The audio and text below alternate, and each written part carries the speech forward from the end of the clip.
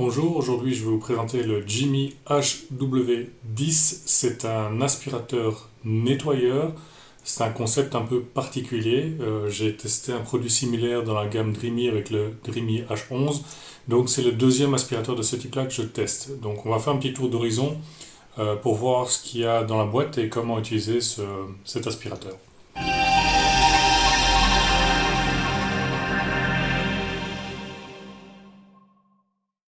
Alors, on commence par la base. Donc, la base est assez imposante pour des raisons particulières à cet aspirateur-là, et certainement parce qu'on a un réservoir d'eau ici. Donc, cet aspirateur aspire évidemment, mais il nettoie aussi. Ici, il y a un petit module qui asperge l'eau devant l'aspirateur, et la brosse rotative va effectuer un mouvement de rotation sur le sol pour décoller la saleté en même temps qu'aspirer les saletés habituelles. Donc on a ici quelque chose d'assez imposant, hein. Donc si on regarde ici la brosse, on voit bien que la brosse est en contact avec le sol pour gratter le sol progressivement et décrasser les taches plus persistantes. On a ici un revêtement en caoutchouc qui permet de happer ce qui n'aura pas été pris par la brosse et de le ramener à l'intérieur de l'aspirateur. La brosse est amovible. On voit ici donc tourner et on retire, ce qui est beaucoup plus facile pour l'entretien parce qu'ici, étant donné qu'on a une protection, on ne sait pas nettoyer la brosse autrement. Et donc ici, on a le réservoir, comme je disais, la projection d'eau, un système d'inclinaison qui m'a l'air plus facile à utiliser que le Dreamy H11 que j'avais parce qu'il fallait vraiment mettre le pied sur l'aspirateur et puis tirer le manche pour le déclencher. Bon, ici, j'ai pas l'impression que ce sera le cas, on verra bien. Donc une grosse roue aussi pour maintenir l'aspirateur et un premier réservoir qui permettra d'accueillir les saletés récoltées par cette partie-là. Donc ce réservoir évidemment peut être enlevé. Il n'est pas très très grand, donc en fonction de la taille de votre habitation, vous aurez peut-être à le vider plusieurs fois avant d'avoir terminé votre session de nettoyage. Donc ça c'est pour la partie inférieure. On va regarder les autres parties dans quelques instants. Je vais présenter la base d'en dessous qui a deux fonctions, une fonction d'aspiration et une fonction de nettoyage. L'étage suivant, c'est celui-ci. Alors on a l'impression d'avoir une arme d'un film de science-fiction en main, mais c'est le moteur principal d'aspiration qui se trouve ici avec les turbines. Un deuxième réservoir pour la poussière qui permet en fait d'avoir un deuxième aspirateur à disposition pour d'autres tâches que celles conçues pour l'aspirateur d'en bas. Donc on peut lui associer plusieurs types de brosses qui ne sont pas des brosses de nettoyage cette fois-ci, mais des brosses vraiment d'aspiration. Donc si vous voulez aspirer un fauteuil ou l'intérieur de votre voiture, c'est plutôt cette partie-là. Donc ce Jimmy HW10 est un aspirateur en fait avec deux aspirateurs en un. Donc il y a cet aspirateur-ci en bas avec eau et aspiration, et il y a ce deuxième aspirateur avec aspiration uniquement. Alors il est composé des blocs qu'on retrouve en fait habituellement sur tous les aspirateurs. Je vais commencer par le premier. Donc le premier, on peut vider le réservoir à poussière à partir d'ici.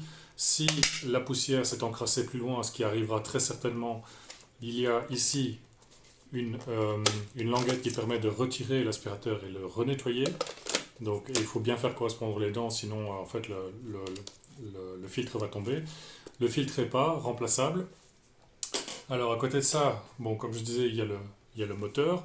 Mais le moteur est principalement composé d'une batterie. Donc il faut appuyer ici et tirer assez fort pour pouvoir le détacher parce qu'en fait ce sont des rails qui permettent d'installer la batterie. Donc ici on voit les rails. La batterie est amovible mais n'est pas rechargeable séparément. Le fait qu'elle soit amovible permet par exemple de la remplacer si vous avez un problème avec la batterie. Mais si vous trouvez que l'autonomie de cet aspirateur n'est pas suffisante, vous pourriez très bien acheter une deuxième batterie chargée à l'avance et quand la première tombe en rade, ben vous placez la deuxième plutôt que d'attendre que l'aspirateur recharge complètement. C'est une batterie de 3800 mAh. C'est pas énorme pour un appareil de ce type-là, j'ai l'impression. Enfin, ici on parle de 7 fois 3800 mAh, donc je vais tester en fait ce que ça vaut en réalité. Le précédent aspirateur que j'ai testé de ce type-là, je pouvais l'utiliser une grosse vingtaine de minutes. On verra si celui-ci fait mieux. Alors pour remettre la batterie, comme je disais, il faut faire attention aux rails. Voilà, ça rentre tout seul. et alors réinstaller l'autre module. Donc tout est assez bien conçu sur l'aspirateur. Il n'y a pas vraiment trop de doute de savoir où il faut attacher quoi. Et alors ensuite on intègre l'aspirateur à ce niveau-ci avec la barre que je vais présenter dans quelques instants. Troisième partie de l'aspirateur, le manche. Donc le manche va venir s'intégrer à ce niveau-là dans l'aspirateur, mais avant de l'intégrer, je vais le présenter. Alors bon, le système c'est un simple système de clips, donc il suffit de le mettre dedans, on entend un petit déclic et c'est bon. On a les attaches ici qui permettent en fait d'attacher cette partie-ci de l'aspirateur. Et alors si on remonte au niveau du manche, on a le bouton d'allumage, 3 forces d'aspiration nettoyage et la possibilité d'activer le spray d'eau. Alors il suffit de l'installer comme je disais de cette façon. Voilà, ça tient tout seul. Et il faut ensuite installer cette partie-ci et faire correspondre en fait les différents connecteurs ensemble. Voilà, c'est fait. Et donc on a ici la base d'aspiration complète. Bon, c'est un aspirateur qui est assez grand en fait au total, hein, donc on est probablement sur quelque chose qui est un peu plus d'1 mètre, je dirais. Je ne l'ai pas mesuré, mais ça doit être dans ces eaux-là. Maintenant, quand il est debout, je pense que ça doit convenir à peu près toutes les tailles, parce que moi, en étant grand, je ne dois pas me baisser pour le manipuler, donc ça, c'est plutôt une bonne nouvelle. Alors, on voit en fait au niveau des décorations, bon, c'est un peu spécial, hein, cette espèce de chrome orangé qui est utilisé partout, mais je trouve que c'est assez bien, ça donne une certaine identité à l'aspirateur qui aurait peut-être eu un côté un peu trop brut sans cet aspect de finition. Voilà, maintenant on va passer à la base de recharge.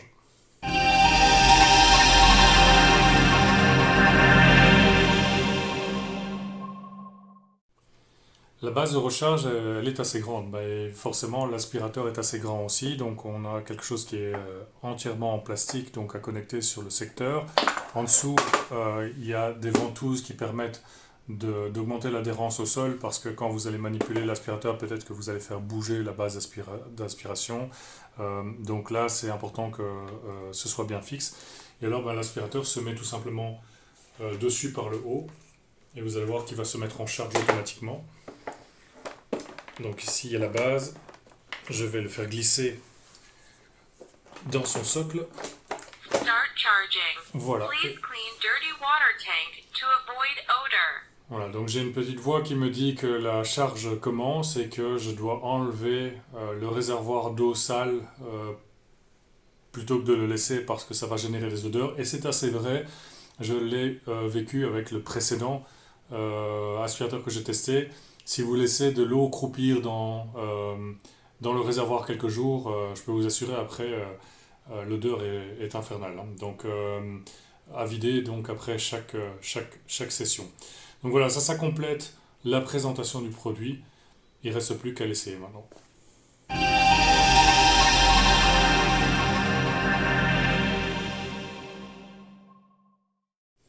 Alors on va mettre l'aspirateur en route pour la première fois. J'ai rempli le réservoir ici avec de l'eau. Je n'ai pas mis de produit de nettoyage dedans parce que bon, c'est le premier essai, je veux d'abord voir comment l'aspirateur se comporte. Donc le réservoir est plein. Il est possible de détacher cette partie-ci et celle-là aussi d'ailleurs pour faciliter l'ajout d'eau, parce que si vous devez aller avec ce bloc entier sous le robinet, ça va vraiment pas être pratique. Donc ça c'est fait. On va maintenant voir ce que ça donne quand on le démarre. Alors le bouton d'allumage, il est juste ici. Voilà. Je vais le démarrer en mode automatique pour commencer. Voilà. On voit ici l'écran. À partir du moment où on baisse l'aspirateur, il avance tout seul. Ça peut paraître surprenant, mais c'est un peu comme une tondeuse. Il y a 3 modes. Sol, turbo, tapis. Et alors ici, on va regarder.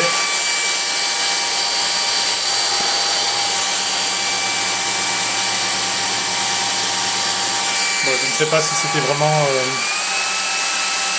visible, mais j'ai utilisé donc le spray d'eau qui projette. Bon, c'est pas évident à voir avec la caméra, mais donc il y a un jet d'eau qui a été projeté de cette partie-là juste devant l'aspirateur ici. Et donc pour faciliter le nettoyage, mais l'eau euh, s'injecte directement au niveau de la brosse quand vous avancez, hein. Alors bon, il est assez bruyant, on va mesurer ce que ça donne en termes de bruit également aussi, donc je recommence.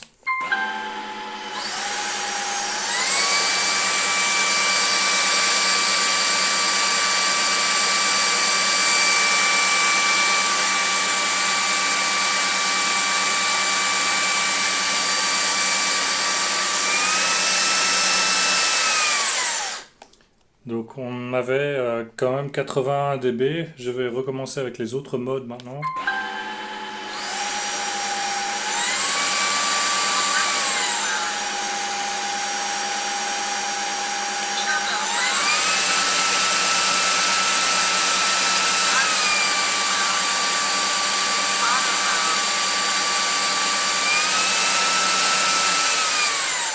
Voilà, bon, premier verdict, c'est quand même assez bruyant. Bon, c'est pas étonnant hein, vu la taille de l'engin, mais bon, ça vous donnera une indication de quand vous allez pouvoir utiliser cet aspirateur-là. Si vous avez des enfants qui dorment à ce moment-là, ça va être un peu compliqué.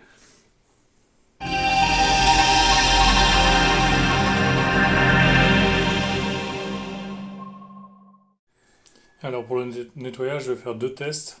Le premier sur des traces de pas avec de la boue.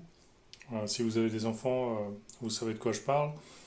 Et un deuxième avec du yaourt qui est tombé par terre. Bon, celui-ci, je vais attendre qu'il sèche un peu parce que sinon c'est trop facile. Donc je vais m'attaquer d'abord aux traces de pas qui elles sont sèches et on va voir si l'aspirateur va les nettoyer facilement ou pas.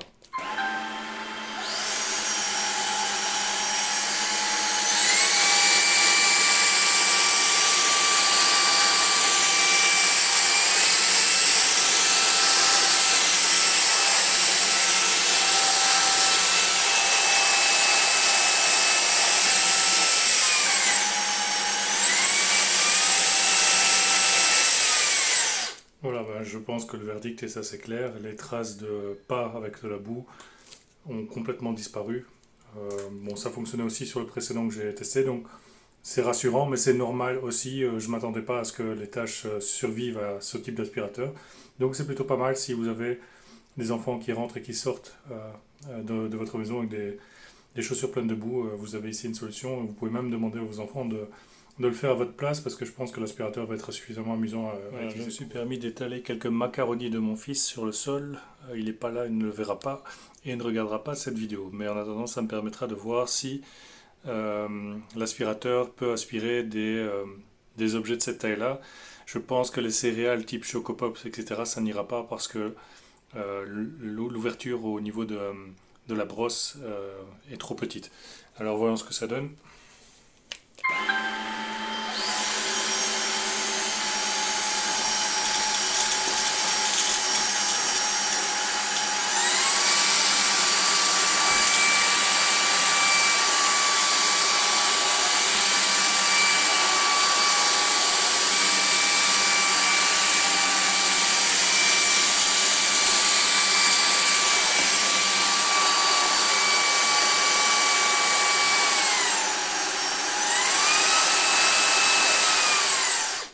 Voilà, j'ai senti les bosses provoquées par les macaronis, mais elles sont toutes passées et on va les retrouver alors quelque part dans le réservoir ici en dessous.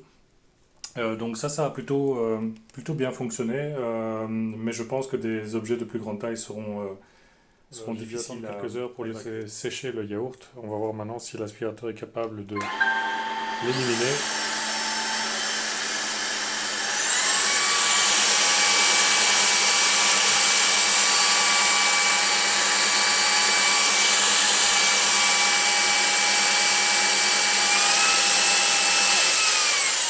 Et voilà, le verdict est assez clair. Donc, pour des tâches de ce type-là, l'aspirateur on voit l'eau qui a été projetée. Donc, ce ne sont pas des petites quantités d'eau. Donc, il faut toujours faire attention quand vous utilisez cette fonctionnalité-là de ne rien avoir devant vous parce que vous risquez de l'asperger tout simplement. Maintenant, ce que je vais essayer de montrer, c'est comment fonctionne la récupération d'eau, parce que ce qui pose problème sur ces types d'aspirateurs, c'est que ben, il y a de l'eau qui est éparpillée sur le sol pour le nettoyage, mais combien d'eau reste après le passage de l'aspirateur et est-ce qu'il faut faire quelque chose, donc repasser derrière avec autre chose pour s'assurer qu'il ne reste plus rien. Donc on va voir ça tout de suite.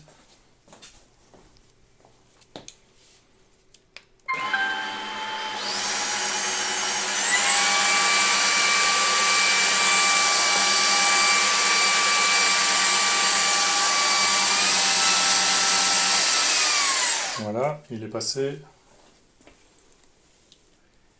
Et on voit quand même l'endroit où il est passé, l'eau a quand même fortement diminué, donc ce n'est pas complètement sec, mais ici on voit très bien la ligne à ce niveau-là, de l'endroit où il est passé par rapport à l'endroit où il est passé. Donc là, il y a encore beaucoup d'eau.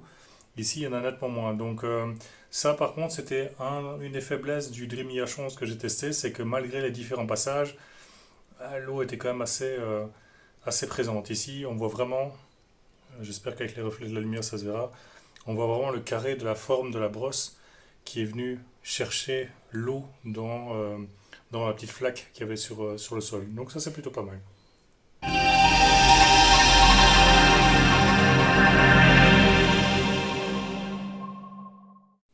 Voilà, c'était l'aspirateur à un mode tapis. Je vais essayer le mode tapis sur les tapis. On va voir ce que ça donne.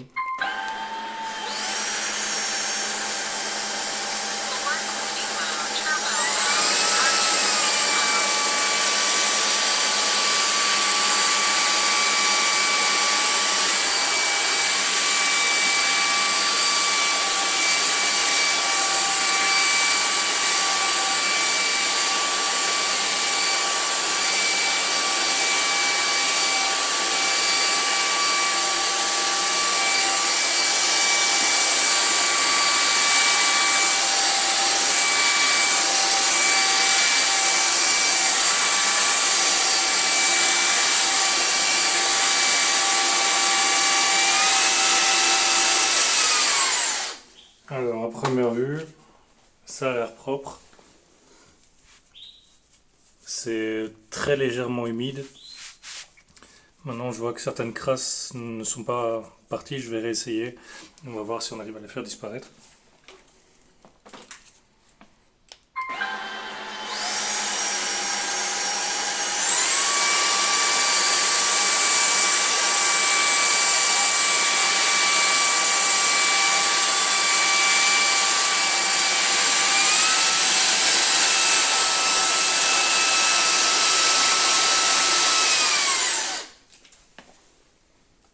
Alors oui, bon, ça a fonctionné, donc il faut parfois passer un peu plus sur certaines zones. Ce qui est quand même assez embêtant avec des tapis de cette taille-là, c'est que le moteur pousse l'aspirateur vers l'avant et ben, il faut revenir en arrière parfois et donc il faut quelque part se battre contre l'aspirateur pour le faire revenir. Et j'ai dû le tenir avec le pied à plusieurs reprises parce que sinon l'aspirateur allait bouger le tapis avec le mouvement. Donc pour les petits tapis, c'est pas idéal. Pour les grandes surfaces, ça posera pas de problème. Et bon, pour l'humidité, je pense que ça va. Même ici où je suis repassé, c'est vraiment très très très légèrement humide. C'est pas comme si vos tapis allaient être complètement humides. Et ici, pour le deuxième essai, je l'avais mis en mode automatique. Il a donc détecté le tapis correctement. Il n'a pas injecté de l'eau supplémentaire dans le tapis. Donc ça, c'est plutôt pas mal. Voilà, j'ai installé la brosse pour aspirer les textiles. Alors, première constatation, cette brosse n'est pas amovible, donc les mouvements comme ça ne seront pas possibles. Il faudra brosser dans une position plus ou moins horizontale. Les saletés vont arriver dans ce réservoir-là, alors que les autres nettoyages que j'ai fait arrivaient dans le réservoir primaire. La brosse est par contre motorisée, ce qui devrait aider l'aspiration. Alors ici, on retrouve le bouton d'allumage à les différentes vitesses. Il y en a deux visiblement, et on va voir ce que ça donne.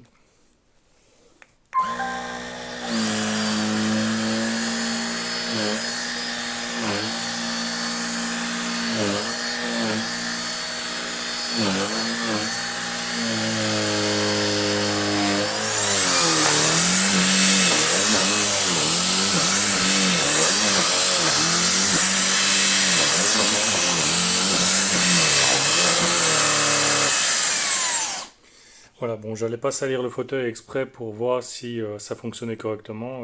J'attendrai que mon fils fasse une bêtise pour ça. Mais en tout cas, la force d'aspiration a l'air quand même assez importante parce que parfois j'avais du mal à relever l'aspirateur tellement il était vraiment littéralement collé au textile. Donc je pense que d'un point de vue aspiration, il y a pas d'inquiétude à avoir.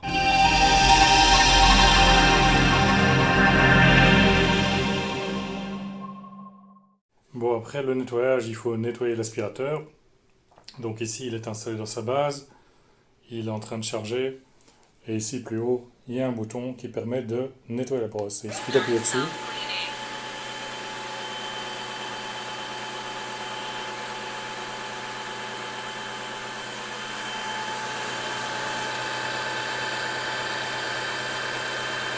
Donc on voit ici la brosse qui tourne, qui frotte sur le bord du socle et qui va s'auto-nettoyer et qui remplit le réservoir ici.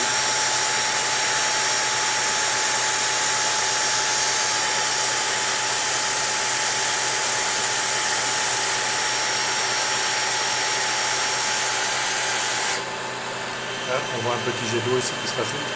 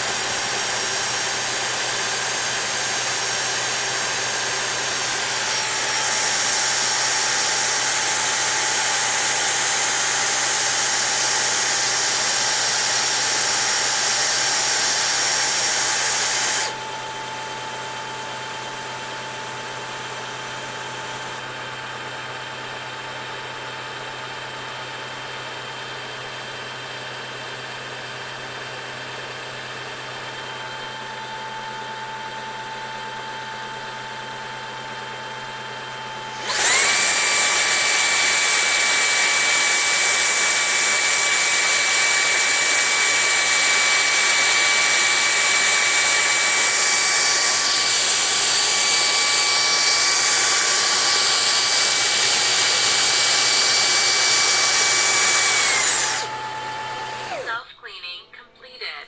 Please clean dirty water tank to avoid odor. Voilà, c'est terminé. Ça a pris un peu plus de 2 minutes. C'était très bruyant. Donc de nouveau à faire après chaque nettoyage, mais pas quand les enfants. J'ai oublié, quand vous avez terminé le nettoyage, l'aspirateur va sécher la brosse. Donc ça va émettre un petit bourdonnement. Ça peut durer assez longtemps selon que la brosse soit très mouillée, j'imagine. Mais donc c'est pas une défectuosité de l'aspirateur. C'est tout à fait normal. Donc vous entendrez un petit bourdonnement encore pendant quelques minutes après avoir entendu le message disant que la brosse était propre.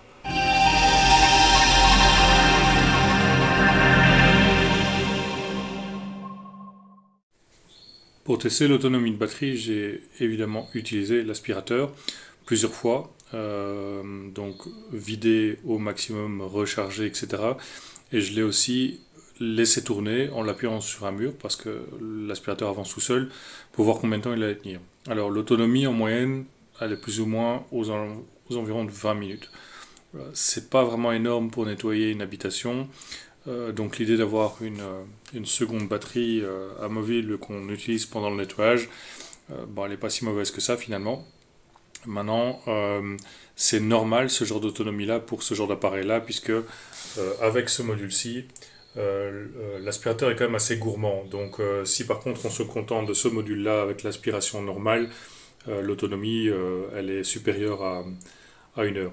C'est pas exceptionnel d'avoir ce genre d'autonomie sur ce genre d'appareil-là. J'en ai testé un d'une autre marque il y a quelques mois. C'est la même chose. Ce sont des aspirateurs qui consomment beaucoup d'énergie et donc il faut en tenir compte en fait dans son organisation du travail en fait.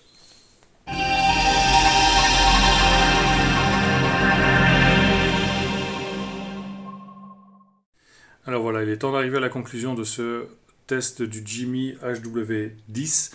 C'est un type d'aspirateur un peu particulier, il n'y en a pas encore beaucoup de ce genre, c'est le deuxième que je teste. Je vais en tester un troisième dans quelques semaines. Alors évidemment, avec 2 tests, je ne peux pas me dire que j'ai beaucoup de recul, mais bon, c'est probablement 2 fois plus que la plupart des gens qui n'ont jamais utilisé ce genre d'appareil. Alors ce qu'il faut savoir, c'est que ce genre d'appareil fait très bien son boulot pour la partie nettoyage ici, avec ces brosses rotatives qui permettent de décrasser les tâches persistantes. Ça détecte automatiquement les tapis, donc les tapis vont pas être complètement engorgés d'eau, donc ça fonctionne très bien, c'est très maniable. Donc l'axe rotatif ici permet de manipuler le manche un peu comme on veut, avec la partie autotractée qui permet de faire avancer l'aspirateur sans effort, un peu comme une tondeuse à gazon qui avancerait tout seul quand on appuie sur la manette, sauf qu'ici il ne faut pas appuyer, ça avance tout seul d'office. Donc ça c'est plutôt pas mal. Alors par rapport à un robot aspirateur, le robot aspirateur, il faut rien faire, on appuie juste sur un bouton et il démarre, il fait son nettoyage un peu partout. Mais le robot aspirateur n'a pas une force d'aspiration ou de nettoyage plutôt, comme cet aspirateur-là, et il n'ira pas partout parce qu'ici l'avantage c'est qu'on peut aller dans les coins, vraiment exactement dans le coin, et ça nettoiera le coin. Le robot il est rond et donc aura toujours une partie non atteignable. Donc de ce point de vue-là, le nettoyage fonctionne bien, l'aspiration fonctionne bien aussi, le module est détachable, etc. Donc ça c'est assez pratique, et le fait d'avoir les deux dans un aspirateur, ça par contre j'avais pas dans le précédent que j'ai testé. Donc d'un point de vue équipement et fonctionnalité, cet aspirateur-là fait bien le boulot. Alors bon, tout n'est pas parfait. Bon, les points faibles, c'est l'autonomie. J'ai une autonomie d'une vingtaine de minutes, ce qui n'est pas énorme, mais c'était la même chose avec l'autre aspirateur que j'ai testé. Je pense que c'est lié au type d'aspirateur, parce que cet aspirateur-là est gourmand, il a besoin d'énergie, et la batterie n'est pas très grande. Bon, voilà, c'est la conséquence, c'est 20 minutes. Maintenant, celui-ci a une batterie amovible, ce qui n'est pas le cas du précédent que j'ai testé. Donc si vous en avez deux, quand la première est vide, vous mettez la deuxième et vous continuez votre nettoyage, il n'y a pas de problème. Alors l'autonomie n'est pas le seul point faible par rapport à la batterie, c'est aussi le temps de charge. Là, il faut compter facilement 3 à 5 heures pour recharger l'intégralité de la batterie, donc c'est quand même assez long. Alors pour le reste, je dirais que bon, il est assez lourd, donc si vous devez le transporter d'un point A à un point B avant de commencer le nettoyage, vous allez probablement vous rendre compte que c'est pas quelque chose que vous allez avoir envie de faire très souvent parce qu'il est assez lourd.